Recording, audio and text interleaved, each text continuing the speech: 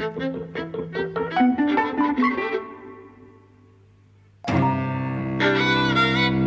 and welcome to Eavesdropping at the Movies. I'm Mike. And I'm Jose. Commencez. We just came back from seeing Happy End, Michael Haneke's Happy End, at the Midlands Art Cinema. Art Centre. The Mac. At the Mac. And the first thing to say is just how wonderful, the facilities are now. They have a 4K projector, and you can really tell that it's a 4K projector. You can really, really tell. Yeah. I think I noticed it just the other day. I went to see Human Flow. I went to see Human Flow the other day there, which you're going to see in a few days. And I noticed it then. I thought, wow, this is an incredibly clear, beautiful picture. They've splashed out. It makes such a difference. I mean, I think it's the best screen in Birmingham now, outside of the IMAX at Cineworld, really. Yeah, you can see it's very luminous. Yeah. And it's also sharp, right? So you have the warmth of the light along with the ability to see things clearly, So it just makes everything really different, because there are times at Cineworld where everything just feels like a bit grey and damp. And you realize it's actually not the film's fault. It's just there's not enough light hitting the screen, Yeah, you can't feel the way that. Yeah, it's just you feel that at the Mac, the film is being presented to its best advantage. Yes. You couldn't be watching it in a better presentation. That's right. Which is great. Yeah. That's a really thrilling sort of visual. Yeah. So since we've been so critical of other instances where either the projection or the screen or the facilities haven't been up to par, we thought we'd take a moment to really praise the Midlands Art Centre for, providing the audience with such a great experience. Yeah, absolutely. Although the seats aren't that good. Oh, right. I'm just saying, if you could take... You could have saved that for another time. I'm just saying, if you want to take the seats out of Cineworld, and put them in the Mac, then it would be great. Anyway. And also they don't allow food in there, which is lovely. What do you think of Happy End? I really enjoyed it, which is an interesting thing to say about Haneke, because you sometimes feel these films really aren't designed for that, but this is quite clearly a black comedy. Yes. And there was quite a full cinema, and it got a lot of laughs out of them. I think people... I don't think it's so much people recognise parts of it in themselves, although I'm sure that's true, but it's just that it's got a quite sensitive sort of comic feel to it. Yes. Quite cute. Quite black. I mean, I loved it. I kind of... I do think Haneke is one of those filmmakers that you have to see on a big screen, because there are moments in the narrative where, at least speaking for myself, if I were seeing it on my own, on a TV, I'd put the TV on pause, go wash some dishes, or call a friend, or... Right, like it's a film that does make demands on you. Oh yeah. That does all kinds of interesting things, but they're demanding. And there was a stretch in the film where I feel, oh my God, I've got to endure this, right? Like you. A lull. Yeah, but then actually, there's a payoff later on at the end, because all the pieces fit together and it finally all makes sense. And that which had been a bit burdensome to kind of sit through, all of a sudden kind of becomes, fascinating, really. I love that about Haneke. Before we go on, obviously, we should say spoilers are coming up. Yeah, lots of spoilers about everything. As usual. So where did you feel the lull was? Well, it was almost kind of right at the beginning, about a third or a quarter of the way through, because, you're seeing all these things, and initially they don't quite make sense, right? Well, he's doling out information very slowly and carefully, like who the members of the family are and how they relate to each other. Yes. I was paying very close attention to that, but I ended up with no questions about that. I think the information does ultimately come out. It does ultimately come out, but unlike other filmmakers, he doesn't necessarily give it to you when you want it. So for example, there's a scene where there's like all of these quite erotic and in some ways quite romantic, but really filthy email exchanges going on. I didn't know who it was being sent to, right? It took me a while to gather who was like doing the sending, and actually, because it's a film about a family, you see a surname, but you actually don't know. I mean, I thought it was the young man rather than, the father. Yeah. Yeah. Well, you see him named Thomas, but then it's only until much later that someone calls someone Thomas. Yes. And then you know. Exactly. There's a lot of that. Or like, for instance, the relationship between the mother and the son. So the son is this sort of foreman on a building site, and a wall falls down, and then he's having an argument at the site with an investigator, and the mother's there. I'm thinking, what's the mother doing here? Like, did she just come along to help him out? And then there's a bit of dialogue where she says, "We don't want this to happen again." It's like, and something that makes it clear that she's part of the company. Yeah, and it's like, but it's doled out subtly. Yes. So I mean, I think there were two things that really stood out for me about this film. One was that, how the narrative doles out information when it sees fit rather than when you want it. And it creates all kinds of tensions and excitement out of doing it that way. But I think it's done very subtly and naturally. Yes, it's good. I'm praising it. Yeah. So, and the other thing is how it deals with... this is also part of doling out information, but there is this thing about in cinema, and particularly in certain types of cinema, that if you hear, if somebody's talking, you will hear what they say, and you might even hear it too loudly. Whereas in Haneke's films, you're often at a distance, right? Kind of, you actually don't hear. Information is rationed to you, right? So kind of, people could be talking about all kinds of things. All you see is that they're on the phone far away, or that they're talking to somebody across the street. But what's important is not what they're saying, really, but what you're seeing, right? And you can imagine what they're saying. Or, when the little girl finds her father on the phone, you don't know what he said. You haven't heard what he said. And actually, it later turns out that she has heard. But for a while, you get the sense she's heard something, but how much and what? Yeah, but it's the performance. Like, so when the girl sees the dad has taken a phone call saying, "This is work. I need to take this," and then when she spots him a few seconds later, it's clearly an intimate phone call, and you can tell from his performance. He's smiling. There's a look. It's not a work phone call. Yes. So it doesn't matter that you can't hear. You know that he's on the phone with someone intimate. Yes. Yeah. I also like the way that the whole world in this film is mediated, right? So, you watch a building site collapse, and you're conscious that you're seeing it through a surveillance camera. The film opens with, something being filmed on an iPhone, and when at that moment you don't know who's doing the filming. Emails occupy, kind of an important part of the narrative. Things like that, I thought. Yeah, and there's a YouTube... sort of YouTube aesthetic, but basically a YouTuber. Yes. YouTube vlogger rather, has done there's stuff about he's found some old videos or photos of himself, and then he's applying loads of crazy video effects to them in a way that it's like, so it jars with the nature of the rest of the shooting.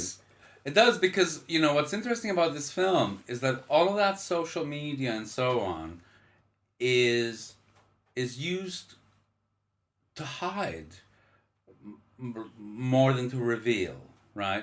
So kind of the young girl films her mother's last night. Yeah. But, she doesn't reveal her actions, in relation to that last night. Kind of the blogger, the vlogger with a V that we see, she's seeing it online but doesn't necessarily have any relationship to him. Whereas, she clearly has a relationship with her parents, but she thinks she might not have the kind of relationship that she wants with her father. Yeah, so the way that social media is used, it's part of the landscape, right? And it's part of a link that people have with each other, but it's not necessarily a transparent link. It's funny, actually, I kind of took it the other way. I took it completely the opposite. To me, it suggests that there are basically three kind of digital sort of worlds that the film occasionally dips into. There's the sharing the video on the iPhone with comments that she... It's the girl, ultimately, we find her doing it. And she's writing these little comments that pop up and kind of narrate it as it's being shown. There's the bit where she watches the YouTube video of the kid talking about his photos from when he was younger. And the emails and Facebook messages with the guy having the affair. And those are all about being more intimate than people are in real life. That's interesting. You know, the conversations that they have over social media are filthy, and they're all like they're talking about, I want to piss on you, and I want your ass, and all the rest of it. They're incredibly filthy and intimate, and there's these declarations of love that just come thick and fast. The kid watching the YouTube video, the entire section, it's like a vignette really, because it doesn't fit with anything else. Who is he? Sure, but the point is that is about this guy showing off to YouTube. Look what I was when I was a kid. This was the only dance move I could do at the time. Oh, it's so embarrassing. But it's about revealing himself, and it's quite self-effacing. Yes. I mean, at first I didn't realise it was him. I guess I must have missed a line of dialogue. I thought he was attacking someone, and then I realised when he says, "This was the only dance move I could do," I thought, "Oh no, this is him when he was a little kid," and he's been quite insulting to himself. Yes. And then, and right at the start, all the iPhone videos, the girl sharing the kind of things that she's up to in life. You're right that she's not completely honest, but it's still about sharing, and she's speaking and sharing with people far more than she's in real life, because when she's spoken to by her father in real life, she hides really. Yeah. And it's only when she speaks to her grandfather and they start sharing stories about their kind of relationships with death. Yes. That comes out, and that's very late on in the film. Yes. Well, that's interesting. I mean, you may be right. Actually, it would be interesting to see again in that respect, because certainly there are things that are being revealed, and particularly revealed to us, through mediated forms, through the television, through the emails. Actually, I would include in this also the karaoke. Yeah, you know, that the son is expressing something through that hip hop music that obviously he has trouble talking to his mother about. So you know, it's kind of like there is a kind of expression that is going on through mediated forms that is partial but nonetheless heartfelt. That's right, actually, I think. And then people's relations in real life, so to speak, are much more formally bounded, right? And hierarchized and ritualized. So, you know, because, I mean, what we haven't said until now is that the whole film revolves around the bourgeois family, right? Like, you know, a family who owns a construction company, right? You know, and very well-to-do, you know, and they have servants, right? So, kind of, you know, it's about this group of people that we're talking about, with these very ritualized ways of being and relationships and hierarchies, and kind of one of the things that's very interesting in the film is the way that kind of race seeps in, in all kinds of interesting ways. It's there on the edges of this world, and kind of depicted as a threat that has to be managed or assuaged, right? And in which the politeness of forms is something that oppresses these people. So, you know, there's an instance in which the owner's dog has bit this child, right? Which is like a frightening thing. And all of a sudden, all the good manners come in and a box of chocolates and so on. But that's all to make a threat not happen, or to assuage a threat, or to put a potential threat to the side, or to deflate it, extinguish it. The child is the child of one of their servants, one of the cooks, and she's Moroccan. Or Moroccan, yeah. She's Moroccan, as you know from slightly earlier, when the son of the family has drunkenly announced that this is our Moroccan slave. Yes, and you must try her rice. Yes. Yeah. So I think it's really beautifully done, and also I like. So it begins very darkly, because actually I think we should just say it begins with a daughter basically poisoning her mother as a kind of a game. Really, it's a child's game, you know. But it's more than that. So, you know, her mother is on all of these medications, and the daughter's experimenting on her hamster, you know, and then the next person that she experiments with is her mother, right? And as a result, her mother is hospitalized and ends up dying.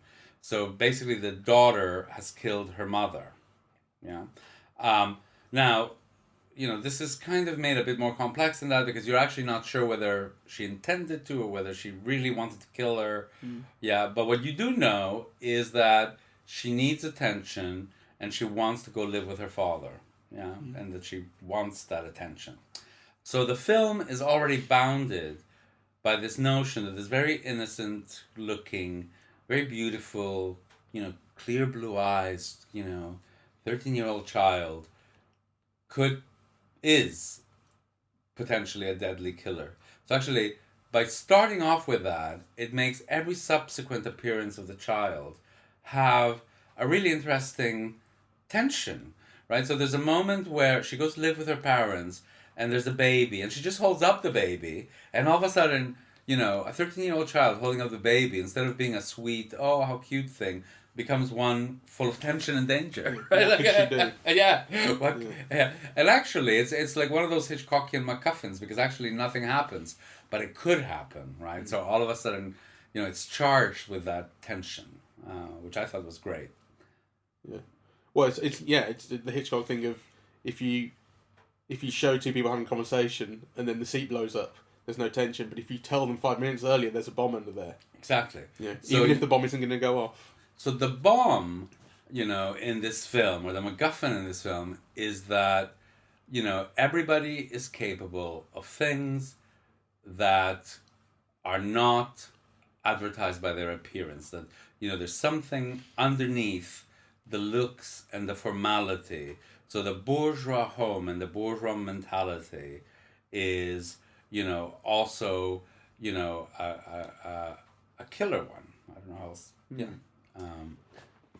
I wanted to think about race because, as you said, it's kind of on the fringes, and I think there's something kind of meta going on with it, which is that the one thing that I knew about the film really before I went into it was that it was about bourgeois life in sort of Calais, ignoring the refugee crisis. Yes. And that led me to believe that it would be much more explicit about that, and much more, really that would be the focus more than it is. And I think that it's weird because it meant the fact that I had heard the film described that way, and I think that's basically the only way people are really describing the film, it prepared me to look for that. And so the fact that actually I really didn't see very much of it, and it comes in, it's very brief. There's a couple of the servants that you see, who are clearly of minority ethnic, although you don't know if they're refugees or not, but they're from minority ethnic backgrounds. And then, right, basically towards the end of the film, the son brings in a lot of refugees. You've also seen them briefly earlier with the grandfather. He brings in a lot of refugees to disrupt a very white, very bourgeois birthday party. Yes. Or engagement party. Engagement party. But this is in the context of like a 2-hour film. It happens very, very little. And I think it's that if I hadn't been prepared for that, I wouldn't have seen it as much of a topic as it is. But I think that because the ground had been prepared for me to look for that, the fact that I wasn't noticing it was almost kind of like saying, you should notice how much this isn't in the film. You are kind of so... the film is so about the bourgeois family that because they exclude minorities and refugees from their life, even though they're on the doorstep, the film does as well. Well, except that but like in Calais, I mean, because I hadn't read anything at all on the film, and I to me it was very noticeable, because you're right, it occupies a very minor role in the narrative, but it's always on the edges and it's always disruptive, and I think it's much more than the two scenes you mentioned, which are very important. But so, for example, there's the scene of Jean-Louis Trintignant walking in the wheelchair, down the street. And then, there's these 4 black guys that appear, and he's trying to negotiate something with them, which you never hear what it is. Well, that's the one of the scene I mentioned with the black guys. Okay, all right, okay. So I think it is, the combination of the servants being Moroccan, which in France, North African has a particular resonance, right? Colonial resonances, and then, kind of these people on the street, and then the music being hip hop, and it's just there on the edges, right? You're right. I think the film is about keeping it out of sight and, and having it come in at tangents and explosive moments and so on. But I think it is there. Yeah, I think you're right, but all I guess I'm saying is that had the film not been described to me in that way, I would have had a different experience of that aspect of it. I think that because it was described as a film about ignoring refugees, Yes. It's almost like saying you should look for what's not in this film. I don't even think I would describe the film as being about, keeping refugees at bay now. Well, I kind of agree, but I think that's interesting then that the film's being described that way. Maybe people are searching for a description of it. I don't know. Yes. But that is the primary way, really the only way that I've seen it described. Well, it's interesting. The way that I would describe it, it is about a bourgeois family, with and actually with very well-rounded characters, because even when they're murderers, they're not dislikable, and you kind of most of the time understand kind of where their actions are coming from. They're human and they're confused and they're understandable. And and they're grappling. They're trying to. They're struggling with things, and you see them keeping secrets from each other in a way that you would expect people in your own life to keep secrets. I mean, if a guy's having an adulterous affair, he's not going to be yelling it to everyone, right? Like it is going to be a secret, right? So. I mean, I didn't despise this family. In fact, I felt I kind of understood them, right? Like, the Isabelle Huppert character is so interesting because, on the one hand, you get the sense that she knows her son is a bit of a loser, or certainly, like, incapable, and unreasonable, and that he's drinking too much, and so on. On the other hand, she clearly loves him and wants to help him, so she's aware of what his faults are and trying to manage them, while at the same time you get the sense that she's part of the cause of this problem, that she's too controlling, and as well. So actually you get a very kind of complex depiction of people's motives and ideas and ways of being and their desires and so on, but that seems to me to be kind of the subject of the film, really. I think the thing about it being mediated is also kind of very strong, and I think the thing about Calais is there, I think it is part of what you're seeing, but I wouldn't say it's the subject. I wouldn't say it's the main theme, That's all I'm saying, really. I think that brings in an interesting kind of tension. It's you're basically being told in this film, look for something that is barely even there and notice how much it's not there. That's kind of the way I felt, like, because if I hadn't been primed to look for that, I would have noticed it a lot less, ultimately. Yes. And I would have noticed its absence a lot less.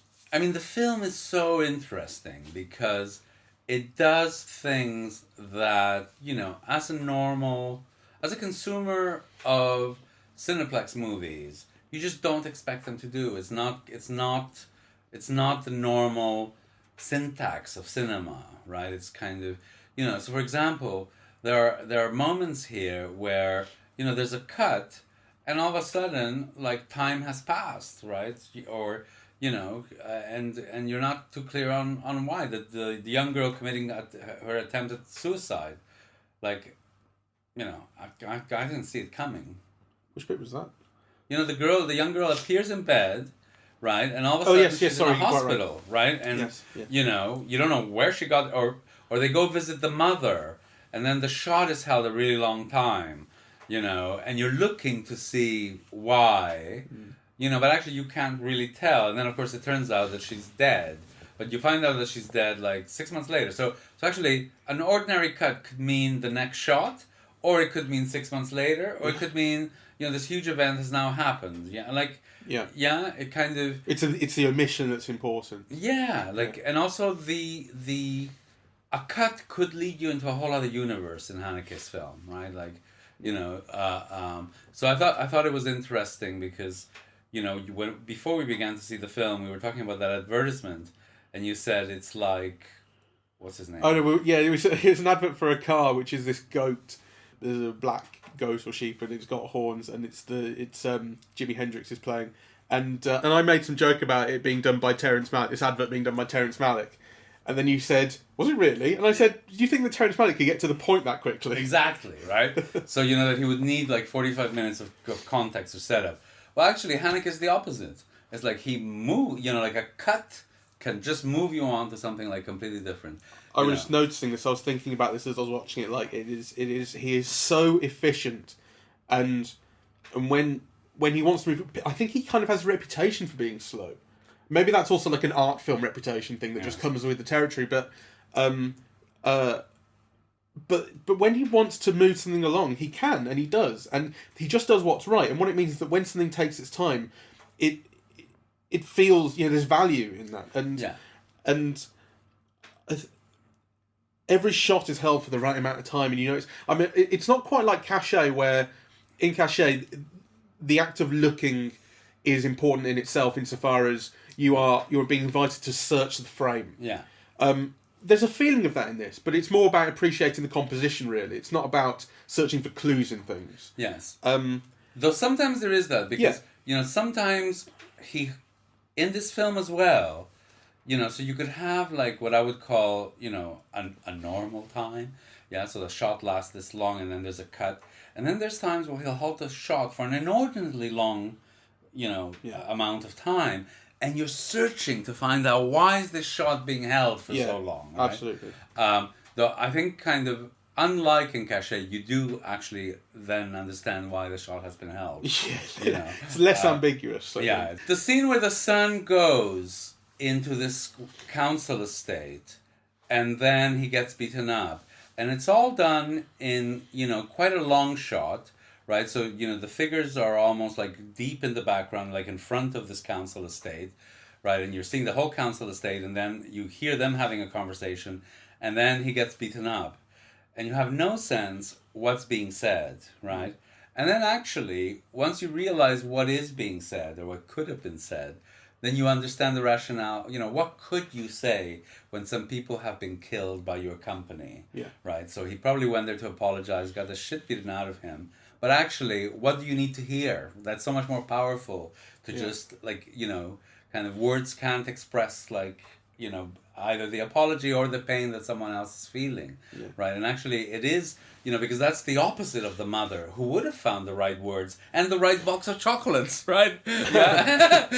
and who would have diffused, who wouldn't even have gone there, probably. But then also, in retrospect, it recontextualizes that entire shot, insofar as you say, you're seeing this. You see the guy walk up to this council flat. So basically, he's walking from close to the camera into the distance, and the camera pans across and reframes on this council estate, which takes up most of the frame.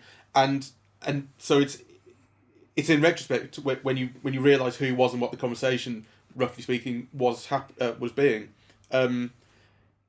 You're being invited to look at the differences between the council estate and the estate where this guy lives, with all this money. Well, actually, he's got a very posh flat. Yes. That his mum was paying for, I guess. But there's a hierarchy of that, because you see how even the people in the council estate are so much better off than the African migrants, or even the Moroccan servants, right? So actually, you get a real sense of that. Like you get that at the scene at the lawyer, at the solicitors as well, when they pay off the families of the men who've been killed. Right, and say, we're offering you 35,000 euros, take it or leave it. And you see the people and you think, well, like, they're like real kind of just working class people, right? And, for whom 35,000 euros is an enormous amount of money, but for whom they've also lost a family member, and how could you put a price on it? But you see that, the way that they're dressed and their attitude, you see they're working people. And yet there's these enormous gradations of differences in power and status, right? From this bourgeois family that you see, through these working class people, which normally would be considered like the poorest people who live in a council estate and so on. But actually, there's also the Moroccan servants. And then there are people who are actually just off the boat and completely homeless, I thought the film, it's interesting because it's not about that. But it's there. Like, as soon as you begin talking about it, you just can't escape it, right? It's kind of almost one of those,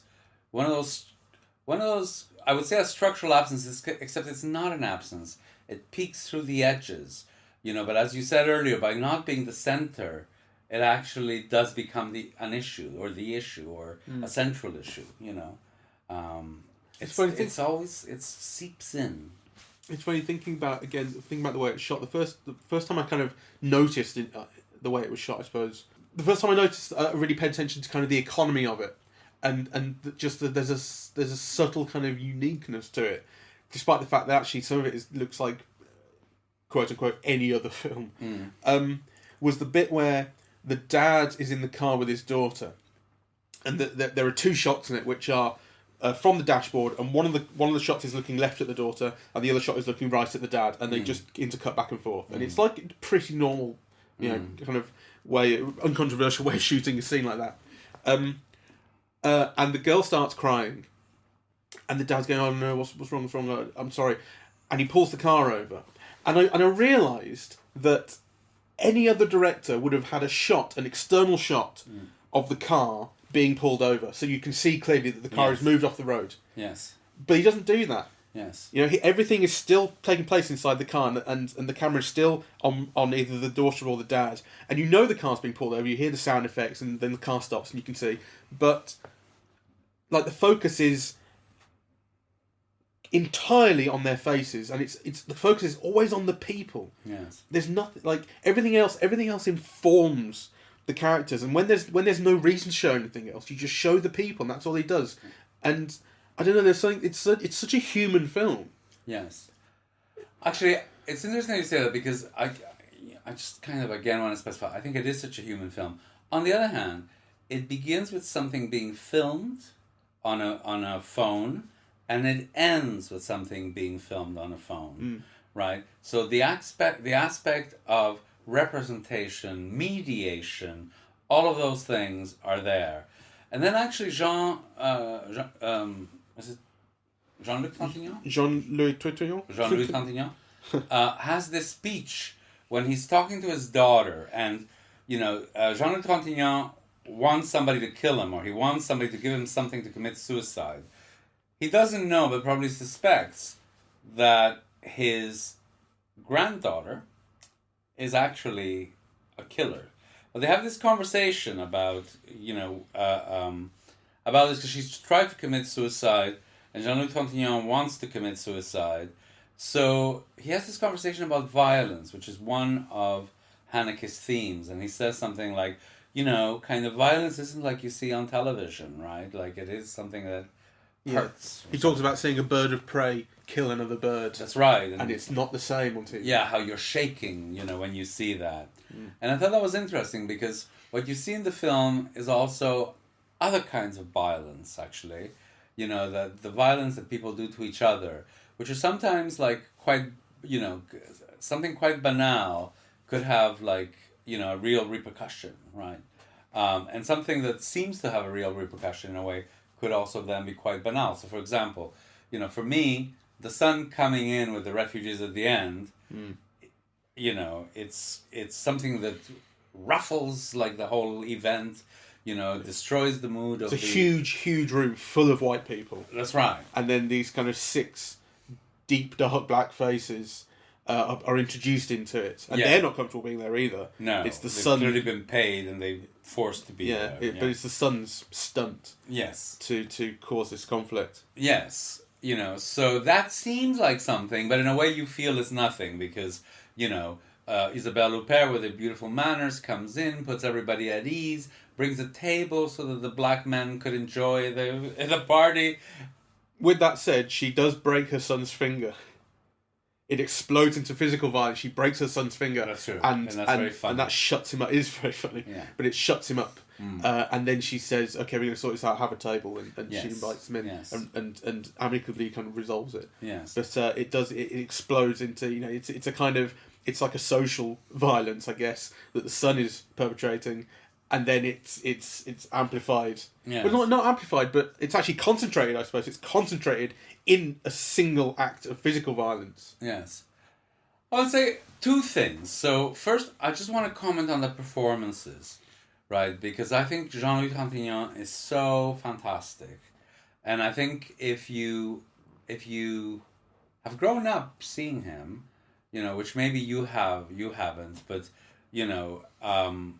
I have. I mean, maybe not in an intimate way. I wouldn't say that I know all of his films, but I've seen him in movies from the 60s, through Il Conformista by Bertolucci to Haneke's own L'Amour of a few years ago.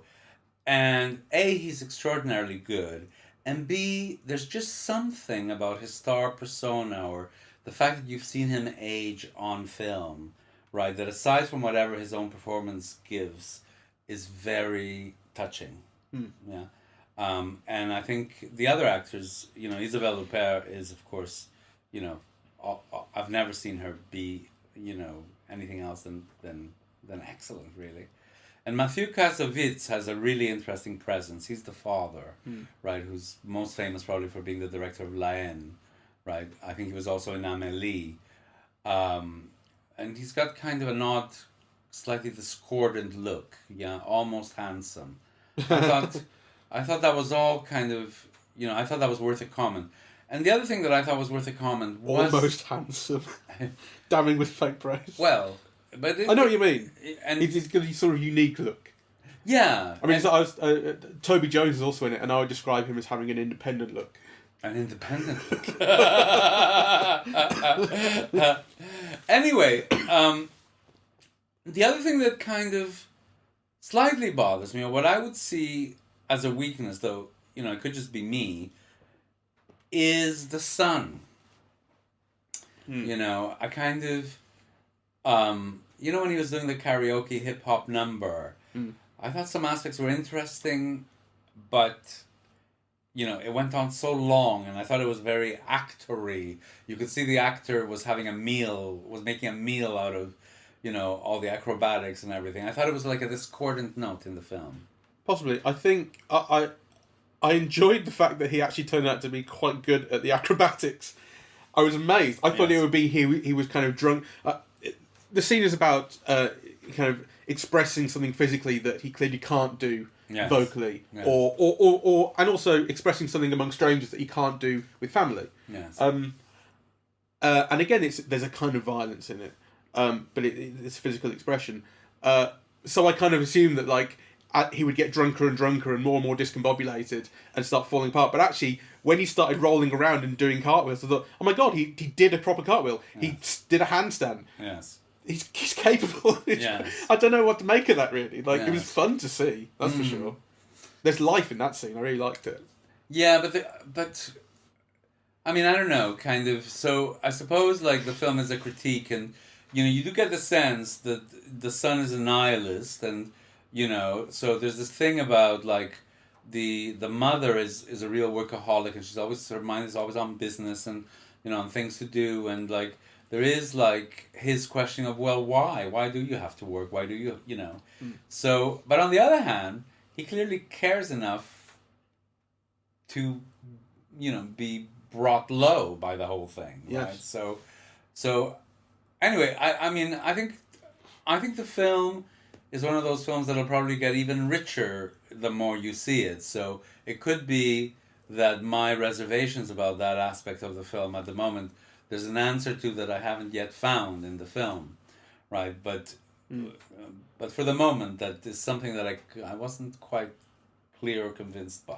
I think it's very clear that on subsequent viewings, it'll, as you say, it'll become rich. It's one of those that I think like all Haneke, to be honest, especially Caché, which is my favourite film of his, that the more you watch it, the more you notice, the more you're taught to notice. I mean, as we said before, the second time you watch a film is always different to the first because you know what's going to happen. You start to understand things to look for, and Haneke, I think, takes advantage of that. His films are always more revealing with the context. Yes, I think also one of the things that I thought at the beginning is that there are films that you go to be entertained, right?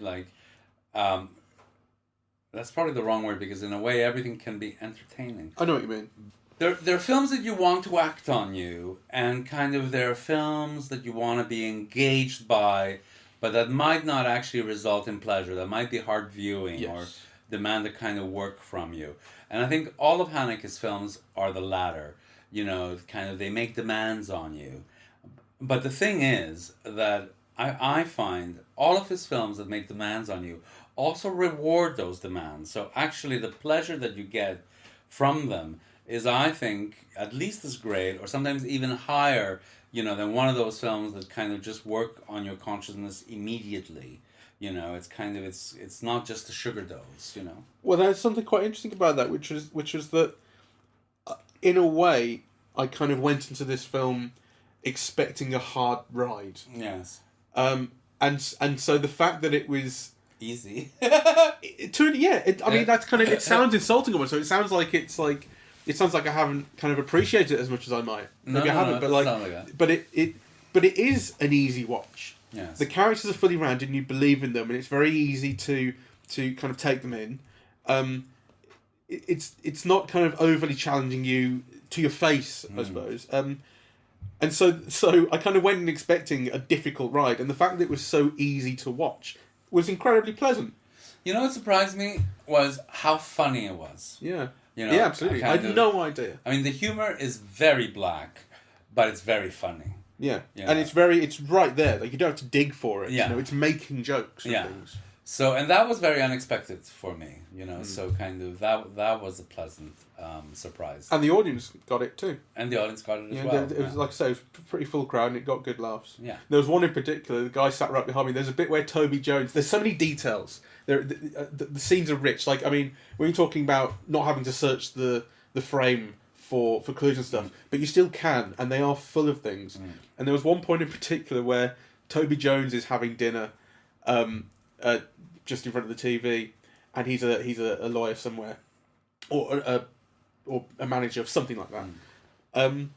And just in the frame, just in the foreground, out of focus, is a bottle of Campo Viejo wine. Yes. And I noticed that, and clearly the bloke behind me did as well, because he laughed. Yes. Because I noticed that, because that is such a symbol of, I've been to Tesco and got a bottle of wine. Yes. And it just, like, that one, as long as you recognise the bottle, Yes. which I think probably a lot of people will, because it's Yes. that big yellow label I think you recognise, you get that, you get his character almost immediately. Yes, you do. And I thought that was wonderful. And that is, okay, so I don't know actually. I mean, you can't tell where that came from. Maybe Toby Jones suggested it. Maybe Haneke knows it. Maybe it's a big kind of popular bottle of wine elsewhere in Europe. Yes. But it tells you about his character, no matter where that came from, and that's great. Yes. I kind of, you know, I also wondered where the chocolates were from, but I couldn't detect it. But they looked very fancy. Anyway, on that note, you know, this is a film. I loved it. Yeah, I loved it as well, and we highly recommend it if you get a chance to see it. I'm so glad that you said it was an easy watch as well, because I kind of almost felt ashamed to say that it was an easy watch, because you feel like it's not supposed to be. Yes. But actually, it's lovely that it is, and it doesn't dampen the experience in any way. No. In fact, you know, there were things that I. You know, well, anyway, I love it, you know, even though, as I said at the beginning, there was this moment in kind of a third of the way in or something where I just kind of was still a bit unsure of how everything was falling into place. And I did think, oh my God, this is a film that I might have to endure. But actually it turned out not to be the case at all. I must say, I didn't feel that at all.